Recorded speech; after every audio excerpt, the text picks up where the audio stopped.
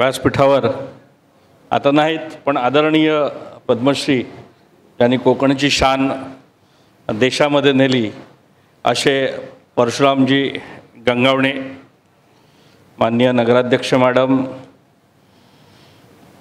पडते साहेब, मगाशी म्हटलं अभिमान पण वाटतो आणि दुःख पण वाटतं की कोकणातले अधिकारी कोकणात नाहीत, म्हणून त्यांना मी ठाकूर साहेबांना म्हटलं एंडेंजर्ड स्पेसिस, कोकणातले अधिकारी कोकणात असणं ही फार दुर्मिळ गोष्ट झालेली आहे. आणि ठाकूर साहेब या व्यासपीठावर CEO, डेप्युटी CEO या नात्याने आहेत, ही खूप चांगली गोष्ट आहे. माझे मित्र महेश मांजरेकर दादासाहेब मी आज पहिल्यांदा भेटतो आहे, पण मला त्यांच्या गावाला जाऊन भेट द्यायला खूप आवडेल. स्मार्ट विलेज त्यांनी केलं आहे ते समजून घ्यायला आवडेल. सामंतसाहेब, पत्रकार तोरसकर आणि साईचे आईबाबा, आपल्यापैकी जे सरपंच आहेत त्यांनी जरा उठून उभे राहा. जे सरपंच आहेत जरा जोरदार टाळ्या वाजवूया आपण यांच्यासाठी. मला वाटते 60-70 सरपंच दिसत आहेत. प्लीज बसा. उपसरपंच आहेत ते उठून उभे राहा. उपसरपंच साधारण जिथे उपसरपंच बऱ्याच गावांमध्ये चालवत असतात मला माहिती आहे, त्यामुळे हे पण सरपंचच आहेत. बसा. एक साधारण या सगळेच सदस्य आहेत, परंतु साई तुझं पहिल्यांदा अभिनंदन की एक 100 सरपंच कोकणातले एक दिवसभर एकत्र येऊन बसणार आहेत. ही कोकणासाठी एक ऐतिहासिक गोष्ट आहे आणि त्याच्याबद्दल कोकणशाहीचं आणि साईचं अभिनंदन करूया. खूप महत्त्वाची गोष्ट घडली आहे. इथे 2 सरपंच स्टेजवर बसले आहेत. साई, मी तुला विनंती करेन, दरवर्षी मी या कार्यक्रमाला येणार, पण दरवर्षी सरपंचांची परिषद करायची, दरवर्षी करायची. आणि पुढच्या वर्षी 200 सरपंच येतील. 100 सरपंचांना असं वाटलं की सरपंच परिषदेला गेलं पाहिजे, दिवसभर बसलं पाहिजे. हीच मोठी ऐतिहासिक घटना आहे. त्यामुळे ही जी सरपंच परिषद आहे दरवर्षी आपण करूया. दरवर्षी आपण याचा रिव्ह्यू घेऊ. यावर्षी जे आपण ऐकलं, म्हणजे आम्हाला आज मी साईला म्हटलंय की एक 8-10 सरपंच 5-5 मिनटं का होईना, पण ज्यांनी एक्स्ट्रा ऑर्डिनरी काम केलंय त्यांनी या व्यासपीठावर येऊन बोललं पाहिजे, म्हणजे बाकी सरपंचांना कळेल की म्हणजे पेरे पाटील साहेब सांगतील, पण आमचा त्याच वेळी महेश मांजरेकर काय सांगतोय, भाई काय सांगतायत, असे इथले 10 सरपंच म्हणजे इथल्या गोष्टींना अनुरूप त्या ठिकाणी आपण काय गोष्टी केल्या त्या बाकी सरपंचांना कळायला हव्यात. मित्रांनो, मुख्यमंत्री होण्यासाठी काय काय करावं लागतं हे तुम्हाला माहिती आहे. किती परिश्रम आहेत हे पण माहिती आहे.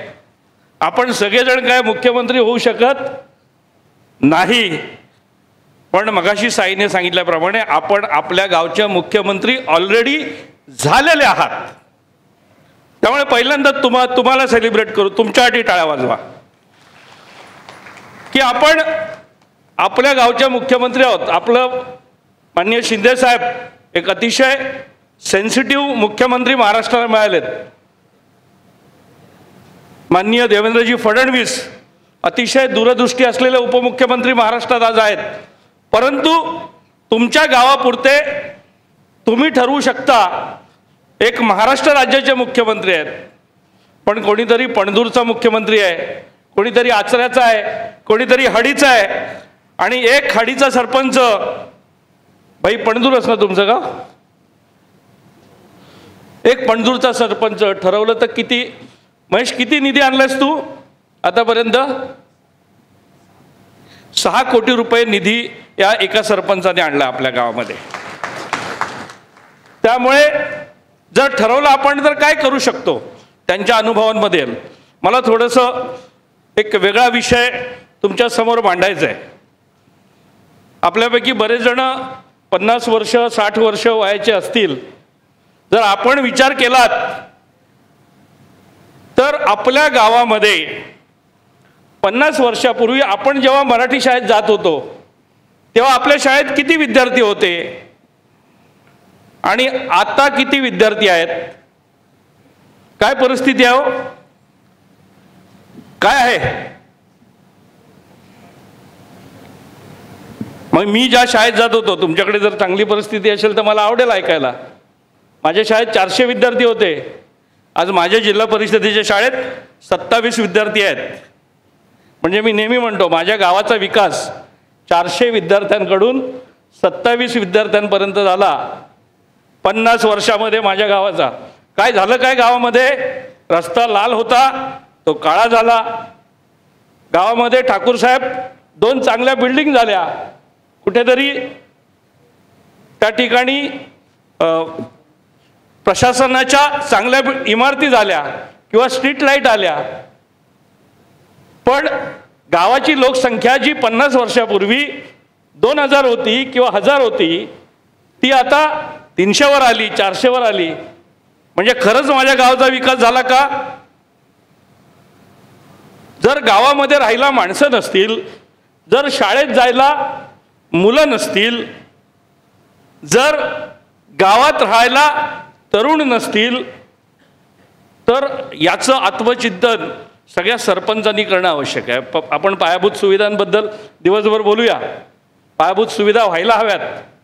मला बरं वाटतं, म्हणजे मी नेहमी बोलत असतो की कोकणामध्ये ग्रामसेवक, तलाठी, कृषी सेवक, आरोग्य सेवक, तहसीलदार वगैरे खूप मोठी गोष्ट, साहेब CO मोठी गोष्ट. हे सगळे 95% बाहेरचे.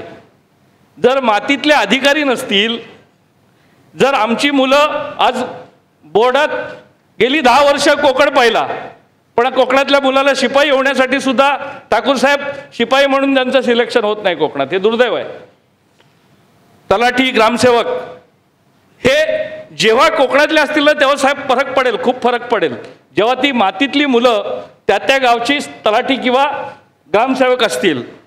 ही सुद्धा परिस्थिती बदलणं आवश्यक आहे. पण मित्रांनो, आपलं गाव म्हणजे तुम्हाला सगळ्यांना विनंती राहील की गावामध्ये इन्फ्रास्ट्रक्चर, गावात बिल्डिंग झाली पाहिजे, रस्ते झाले पाहिजेत, वाडीला रस्ते झाले पाहिजेत, पाकाड्या झाल्या पाहिजेत, STची शेड आली पाहिजे, हे सगळं व्हायला पाहिजे. पण त्याच्याबरोबर जर माझ्या गावामध्ये 50 वर्षापूर्वी 1000 लोक राहत होते तर पुन्हा परत किमान 1000 लोकसंख्या गावाची झाली तर ती विकासाची सुरुवात राहील. आणि त्यामुळे आपल्याला ह्या सगळ्या पायाभूत सुविधा करताना जे दिवसभर विषय चालतील, ह्या पायाभूत सुविधा निर्माण करताना आपल्याला याचाही विचार करायचा आहे की का गाव रिकामी झाली. कारण महेश, गावामध्ये आपल्याला तिथे रोजगार नाही आहे किंवा प्रतिष्ठा नाही आहे. 2 गोष्टी आहेत. मोठी सामाजिक समस्या कोकणामध्ये निर्माण झाली आहे की कोकणात राहणाऱ्या मुलांबरोबर कोकणातल्या मुली लग्न करत नाहीत. ही वस्तुस्थिती आहे. आणि ही एक मोठी सामाजिक समस्या आहे कोकणातली. कोकणात राहणे हे कोकणातल्या लोकांना प्रतिष्ठेचं वाटणं हे सुद्धा तितकंच महत्त्वाचं आहे. पण या गावांमध्ये रोजगार निर्माण केला पाहिजे. आणि म्हणून तुम्ही गावचे मुख्यमंत्री म्हणून माझी विनंती राहील की आजच्या या परिषदेमध्ये तुम्ही सगळ्यांनी आपापल्या गावचा प्रोजेक्ट रिपोर्ट लिहायला घ्या की मी 5 वर्ष सरपंच आहे, 4 वर्ष राहिलेत, तर आपापल्या गावाचा प्रकल्प अहवाल घ्या की या 4 वर्षात मी या 10 गोष्टी गावासाठी करणार. काय करणार हे आजच्या दिवसभरात तुम्हाला कळेल. आणि तुम्ही सुद्धा विचार केलेला असेल की या 10 गोष्टी करणार आणि त्या 4 वर्षात करण्याचा प्रयत्न करा. का पेरे पाटील, त्या ठिकाणी पोपटराव पवार हे फक्त उरलेल्या महाराष्ट्रात असतात. पोपटराव पवार आमच्या कोकणात होऊ शकत नाहीत. मी महेश मांजरेकरला पोपटराव पवार म्हणून हाक मारतो. मला कोकणामध्ये पोपटराव पवारांसारखे सरपंच एक 10 सरपंच तरी झाले पाहिजेत. आणि पोपटराव पवारांच्या पावलावर पाऊल ठेवून काम करणारे सिंधुदुर्गात आज आलेल्या 100 सरपंचांनी पोपटराव पवारांचं अनुकरण करण्याचा प्रयत्न केला पाहिजे. त्यातले काही जण पोपटराव पवारांनी होतील. मला कॉन्फिडन्स आहे जर कोकणी माणसांनी ठरवलं तर काही सरपंच पोपटराव पवार यांच्यापेक्षा सुद्धा मोठे होतील, एवढी क्षमता आहे. म्हणजे सगळ्यात जास्त उत्पन्न असलेली गावं पश्चिम महाराष्ट्रात आहे, तसंच ते हिवरे बाजार आहे. पण मला वाटतं आचऱ्याचं कोणी आहे इथे? आचरा असेल किंवा हडी असेल किंवा जामसंडे असेल, कोणकेश्वर असेल, मला वाटतं ह्या एकेका गावाचं हापूस आंब्याचं उत्पन्न हे 10 कोटी 15 कोटी 20 कोटी रुपये असेल. त्यामुळे आर्थिक श्रीमंती कोकणामध्ये आताही आहे, आताही गावं समृद्ध आहेत. फक्त सरपंचांनी केवळ पॉलिटिकल विचार न करता, म्हणजे ज्या ज्या पक्षामध्ये सरपंच आहेत त्यांनी त्या त्या पक्षाचं काम करतानाच आपलं गाव सगळ्यांना बरोबर घेऊन, गावातल्या सगळ्या विचाराच्या लोकांना एकत्र आणून टीमवर्क करून आपलं गाव पुढे कसं जाईल याच्यावरती काम केलं पाहिजे. आणि म्हणून सगळ्यात जास्त काम आपण रोजगार निर्मितीवर केलं पाहिजे. म्हणजे तुमच्या संकल्पामध्ये अजून एक संकल्प लिहा की मी सरपंच असताना गावातल्या तरुणांनी किमान 10 नवीन उद्योग उभे केले पाहिजेत. 10, 100 करू शकले तर उत्तम. आणि त्या जे तरुण उभे करतील प्रकल्प त्यांना शासनाच्या, कोकणात ठाकूरसाहेब खूप मोठी अडचण आमची ही आहे की शासनाच्या योजना भरपूर आहेत पण 2 ठिकाणी अडचण आहे. एक तर त्या आम्हाला माहिती नाहीत, माहिती असल्या तर आमची उदासीनता आहे आणि आमच्यापेक्षा जास्त उदासीनता शासकीय अधिकाऱ्यांची आहेत. आणि त्याचं मुख्य कारण आहे की मला स्पष्ट बोलायला आवडतं, मुख्य कारण आहे या मातीशी नातं असणं आणि इथल्या पोरांना रोजगार मिळाला पाहिजे, इथली मुलं उद्योजक झाली पाहिजेत, म्हणून आपल्या डिपार्टमेंटच्या योजना जास्तीत जास्त राबवल्या गेल्या पाहिजेत. अशी आतून, म्हणजे काही अधिकारी खूप चांगलं काम करतात, आमचे राजू बादुले आहेत फिशरीजचे, प्रचंड काम करतात, परंतु अशी आवड असणारे अधिकारी हवेत आणि त्या अधिकाऱ्यांच्या डोक्यावर बसणारे तुमच्यासारखे सरपंच हवेत. ही त्यांच्या डोक्यावर बसलं पाहिजे. किंवा माझ्या गावामध्ये फिशरीजच्या मी या साईने पुस्तक बनवलं आहे, सगळ्यांना विनंती आहे की जाताना एक एक पुस्तक ते घेऊन जा. परंतु पंतप्रधान मत्स्य संपदा योजना माननीय नरेंद्र मोदीजींनी ही योजना संपूर्ण देशात राबवली आहे आणि 15,000 कोटीचं बजेट या योजनेचं आहे. महाराष्ट्र शासनाला केंद्राने सांगितलेलं आहे किती हवं तेवढे पैसे मागा. पण त्याच वेळी आता नवीन शासन बदललंय, त्यामुळे मला अपेक्षा आहे की मत्स्य संपदा योजना खूप प्रॉमिनंट आहे. 60% सबसिडी आहे. म्हणजे एकेका महेशने घेतलेले आहेत त्यातल्या काही योजना 36 लाख 40 लाख अशी एकेका प्रकल्पामागे सबसिडी आहे. पण ती योजना ना फिशरी डिपार्टमेंट राबवत, ना आम्हाला माहिती, ना आम्ही ती करत. अशाच पद्धतीची CMEGP आहे, मुख्यमंत्री PMEGP आहे. क्लस्टर सिंधुदुर्गात सगळ्यात जास्त राबवले गेलेत, पण क्लस्टरची योजना आहे, स्फूर्तीची आहे. गव्हर्नमेंटच्या अनेक योजना आहेत ज्याच्यामुळे आपल्या कोकणातल्या तरुणांना तिथे आपल्या गावामध्ये उद्योग करता येतील. आणि जर हे उद्योग उभे राहिले, म्हणजे तुम्ही तुमचं काम करताना जर 80% सगळ्या गोष्टी पायाभूत रस्ते बिस्ते झाले पाहिजेत, 20% तुमचं लक्ष गावातल्या मुलं रोजगार जर करणार असतील तर त्यांना गव्हर्नमेंटच्या स्कीम्स मिळाल्या पाहिजेत, सबसिडी मिळाली पाहिजे, त्याला कुठलीही अडचण येता कामा नये, त्याला तलाट्याने ग्रामसेवकाने सगळ्यांनी सहकार्य केलं पाहिजे. अशा स्वरूपाचा आग्रह सरपंचांचा असला पाहिजे. तरच तुमची गावं पुन्हा समृद्ध होतील. नाहीतर गावं रिकामी होतील आणि नंतर नायर, शर्मा, गुप्ता हे सगळे तुमच्या गावामध्ये, म्हणजे कधीतरी तुम्हाला सांगावं लागेल की इथे आमचे परब राहायचे, आता इथे गुप्तावाडी आहे. इथे आता केरळमधले नायर लोक आहेत आणि ते आमच्याकडे सगळ्या बेकरी चालवतात. असं सांगण्याची वेळ आपल्यावर यायची नसेल तर आपल्या गावातले परब, गावकर, कदम हे सगळे यांना कसे उद्योग उभे करता येतील याच्यासाठी आपण मदत केली पाहिजे. या सगळ्यामध्ये एक महत्त्वाचा मुद्दा सांगून मी थांबणार आहे की तुमचा जिल्हा हा पर्यटन जिल्हा आहे आणि पर्यटन जिल्हा आहे, मग आपण असा विचार करतोय की आपल्या गावामध्ये सरकारने येऊन पर्यटनाचा विकास करायला हवा. मला वाटते आजच्या दिवशी आपण ही मानसिकता बदलूया. सरकारने काय केलं पाहिजे याच्याकरता पर्यटन खातं, DPDC ज्याचं मार्गदर्शन, म्हणजे ही एकदाच परिषद नाही, आपला एक महेश ग्रुप बनायला पाहिजे. आपण 2-3 महिन्यांनी एकत्र आलं पाहिजे. आपलं ब्रेनस्टॉर्मिंग व्हायला पाहिजे. आपण DPDCतनं पैसे कसे आणू शकतो, आपण पर्यटनमधनं पैसे कसे आणू शकतो, आपण केंद्रातनं कसे पैसे आणू शकतो, या सगळ्यावर विचारमंथन व्हायला पाहिजे. पण त्याच्याहीपेक्षा महत्त्वाचा विचार मी आज तुमच्यासमोर इथं मांडतोय. इथे मगाशी मला मिडबावचे सरपंच भेटले.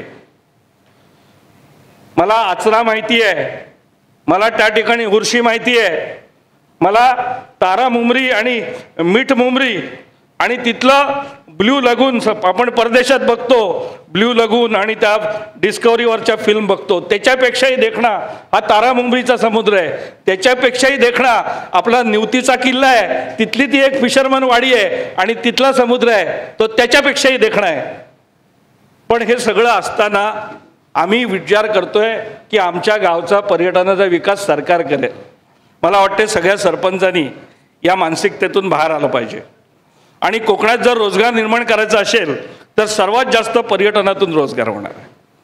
आणि म्हणून आपलं गाव म्हणजे केवळ समुद्रकिनारी गाव आहे तिथे पर्यटन होणार असं काही नाही आहे.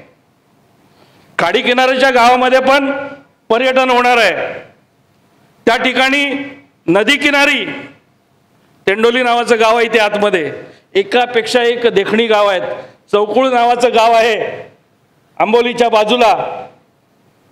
ही सगळी गावं मी मोटरसायकलवर बऱ्याच गावांमध्ये फिरलो आहे. तर या सगळ्या गावांमध्ये पर्यटन होऊ शकतं, फक्त समुद्रावर पर्यटन होणार नाही. आपल्याला समजून घ्यायला हवं की आपल्या गावामध्ये असलेला धबधबा, आपल्या गावामध्ये असलेली नदी, आपल्या गावामध्ये असलेलं ते 200 वर्षापूर्वीचं देऊळ, नवीन सिमेंटची देवळं बांधू नका. जे जुनं देऊळ आहे ते तसंच ठेवा, त्याचा परिसर सजवा, लोक ते पाहायला येतील. त्यामुळे आपल्या गावातलं देऊळ, आपल्या गावातलं 12 बलुतेदार लोक, काही गावं महेश होमस्टेसाठी डेव्हलप केली पाहिजेत, म्हणजे घराघरांमध्ये पर्यटक येऊन राहू शकतात. तशा स्वरूपाचा प्रयत्न एक 2-4 घरं घेऊन पहिलं सरपंचांनी सुरू करा, स्वतःपासून सुरू करा. आणि हळूहळू त्या गावामध्ये 15, 20, 25 घरांमध्ये पर्यटकांची राहायची व्यवस्था राहिली. सगळ्याच पर्यटकांना समुद्रावर वाळूतच राहायचं असतं असं काही नाही.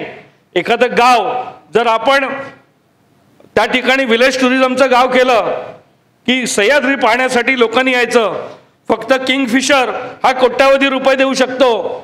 कोकणातल्या खाड्यांमधल्या मगरी कोट्यावधी रुपये देऊ शकतात.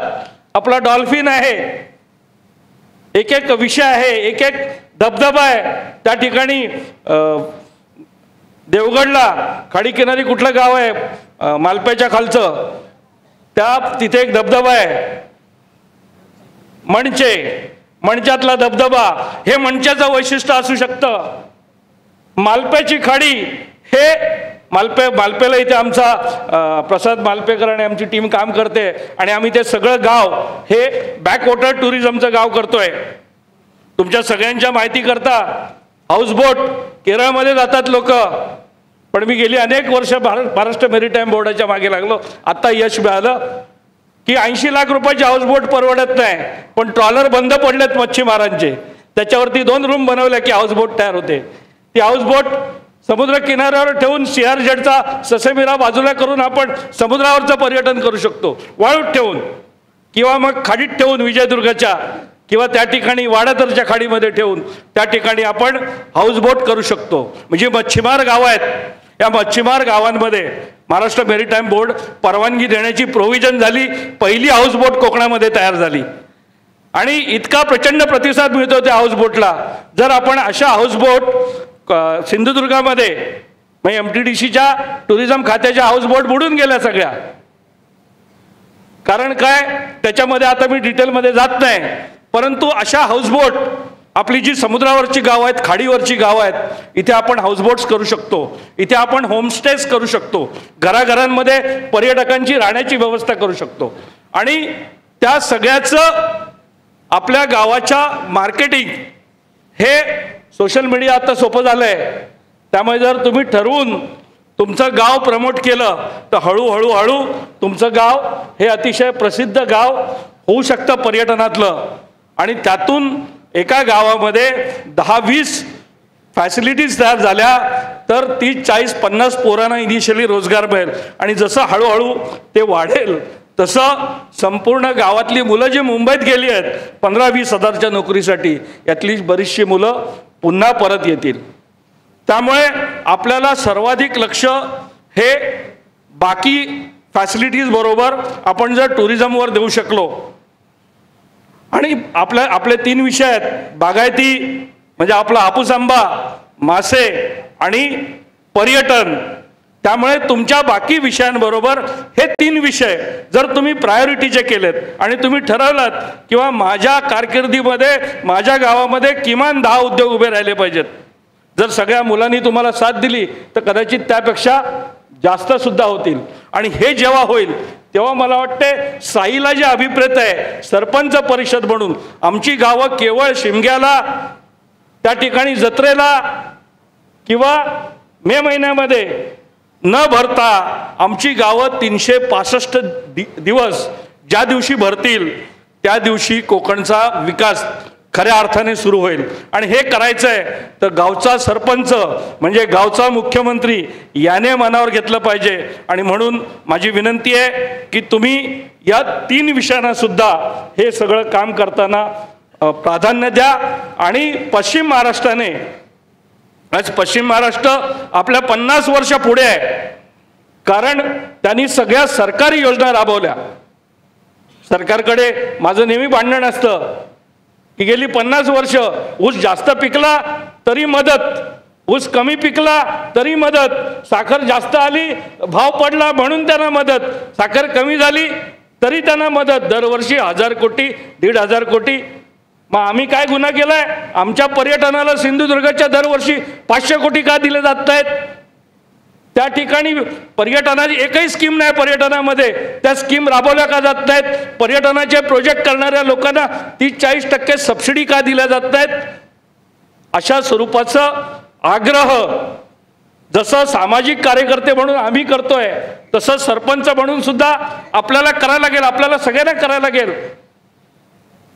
जर 50 वर्ष सतत शुगर इंडस्ट्रीला मदत केली म्हणून शुगर इंडस्ट्री जी साखर पॉयझन म्हणून ओळखली जाते ती वाढण्यासाठी सुद्धा मदत केली जाते, पण आमच्याकडचं पर्यटन वाढण्याकरता अशा स्वरूपाची मदत ही केली जाणं आवश्यक आहे.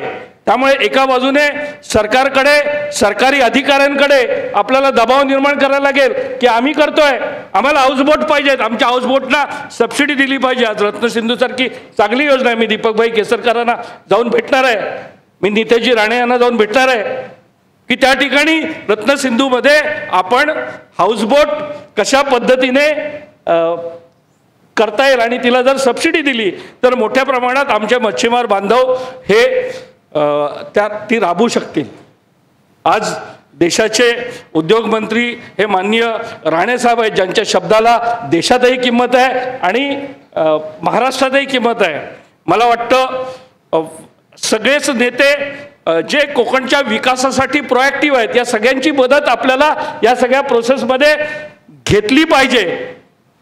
आणि केवळ सरकारकडे या मानसिकतेतून बाहेर येऊन त्या ठिकाणच्या सरपंचाने माझ्या गावचा भगीरथ मी होणार, माझ्या गावचा मुख्यमंत्री मी होणार आणि माझा गाव हा सिंधुदुर्गामधला सगळ्यात बेस्ट गाव राहणार, अशा स्वरूपाचं काम जर आपण कोकणातील सरपंच करणार असू. आणि म्हणून मी साई तुला विनंती करेन, म्हणजे इथे महेश पण आहे, भाई पण आहे. भाई आपण सरपंच संघटना आहेच आपली, सरपंच संघटनेचे प्रमुख आपले काय मी परवा नाव सांगितलं तुला, नाही देसाई आणि आपले महाराष्ट्राचे प्रमुख दत्ता काकडे, त्यांची मदत घेऊ. पण एक आपण व्हॉट्सअप ग्रुप बनवूया, ज्या व्हॉट्सअप ग्रुपवर मी पण असेन आणि मान्य ठाकूर साहेब असतील की जे भूमिपुत्र आहेत आणि त्या ठिकाणी डिसिजन मेकर आहेत. तर अशी एक ॲक्टिव्ह ग्रुप बनवूया की ज्या ग्रुपवरती वेगवेगळ्या स्कीम्सची माहिती दिली जाईल.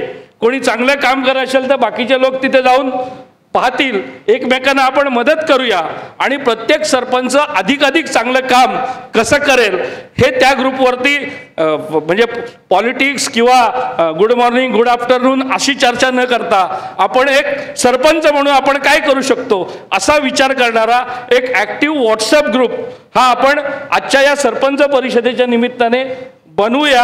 आणि त्या ग्रुपवरती फक्त गावात योजना कशा राबवल्या जातील, आपण चांगल्या योजना कशा राबवतोय, त्याचा रिझल्ट काय मिळतोय, या सगळ्याची जर आपण चर्चा केली आणि मान्यवर नेते असतील किंवा त्या ठिकाणी जिल्ह्यातले ॲक्टिव्ह सामाजिक क्षेत्रातले लोक असतील किंवा पोपटराव पवारांपासून त्यांनाही आपण विनंती करू की आपणही या ग्रुपवरती या आमच्या, आणि त्यांचंही मार्गदर्शन आपल्याला कसं मिळेल आणि त्यातून या 100 गावांमध्ये एक वेगळ्या पद्धतीने आपला सिंधुदुर्ग जिल्हा पुढे कसा जाईल यावर आपण काम करूया.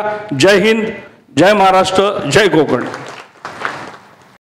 असे नवनवीन व्हिडिओ पाहण्यासाठी कोकणशाहीचं यूट्यूब चॅनल सबस्क्राईब करा व बेल बटन प्रेस करा. तसेच फेसबुक पेज लाईक करा आणि इंस्टाग्राम पेज व ट्विटर पेजला फॉलो करायला विसरू नका.